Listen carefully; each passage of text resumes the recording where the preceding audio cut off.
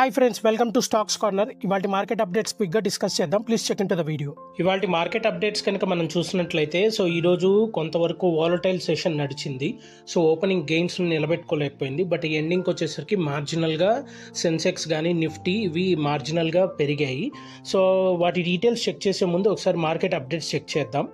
ఇవాళ market updates check చేసినట్లయితే Sensex 182 points పెరిగి 81,330 దగ్గర క్లోజ్ అయింది. నిఫ్టీ 88 పాయింట్స్ పెరిగి 24,666 దగ్గర క్లోజ్ అయింది. బ్యాంక్ నిఫ్టీ 139 పాయింట్స్ కరెక్ట్ అయ్యి 54,801 దగ్గర క్లోజ్ అయింది. నిఫ్టీ మిడ్ క్యాప్ 100 615 పాయింట్స్ పెరిగి 56,136 దగ్గర క్లోజ్ అయింది. నిఫ్టీ ఫార్మా 120 పాయింట్స్ పెరిగి 21,480 దగ్గర క్లోజ్ అయింది. ఇవాల్టి టాప్ గెయినర్స్ అలాగే టాప్ లూజర్స్ ఈ విధంగా ఉన్నాయి.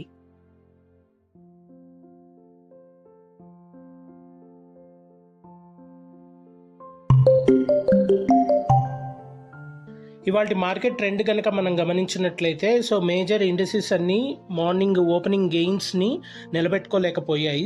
ఓవరాల్గా వోల్టైల్ సెషన్ అనేది నడిచింది.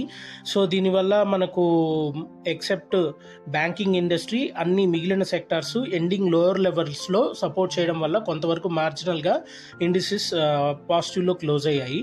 క్లోజింగ్ వచ్చేసరికి సెన్సెక్స్ 0.2% పెరిగి 81,330 దగ్గర క్లోజ్ అయితే నిఫ్టీ 0.36% పెరిగి 24,666 దగ్గర క్లోజ్ అయింది.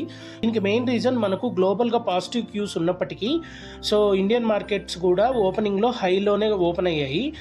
నిఫ్టీ అయితే గెయిన్స్ని కంటిన్యూ చేస్తూ ఫస్ట్ హాఫ్ వరకు 24,750 పైన ట్రేడ్ అయింది. మిడ్ సెషన్లో మనకు ప్రాఫిట్ బుకింగ్ అనేది జరగడం వల్ల ఆల్మోస్ట్ ఎండింగ్కి వచ్చేసరికి 24,550 పైన మైనర్ గెయిన్స్తో క్లోజ్ అయింది. మనం నిఫ్టీలో కనుక గెయినర్స్ చూసినట్లయితే Tata Steel, Shriram Finance, Bharat Electronics, Hindalco Industries, Eternal ఇలా ఉన్నాయి. అలాగే లూజర్స్ కనుక చూసినట్లయితే Asian Paints, Cipla, Tata Motors, Kotak Mahindra Bank, NTPC ఇలా ఉన్నాయి. బ్రాడ్ ఇండెక్సెస్ అయితే అవుట్ పెర్ఫార్మ్ చేశాయి. మెయిన్గా బీఎస్సీ మిడ్ క్యాప్ ఇండెక్స్ అయితే 1% వరకు పెరిగింది. అలాగే స్మాల్ క్యాప్ ఇండెక్స్ అయితే 1.6% వరకు పెరిగింది. సెక్టార్ వైజ్గా చూసినట్లయితే బ్యాంకింగ్ సెక్టార్ తప్పించి అన్ని సెక్టార్స్ మనకు ఆల్మోస్ట్ గ్రీన్లో అంటే హైలో ఎండ్ అయ్యాయి. Reality, oil, gas, telecom, media, IT, metal industries ఇవన్నీ 1 to 2.5% వరకు పెరిగాయి.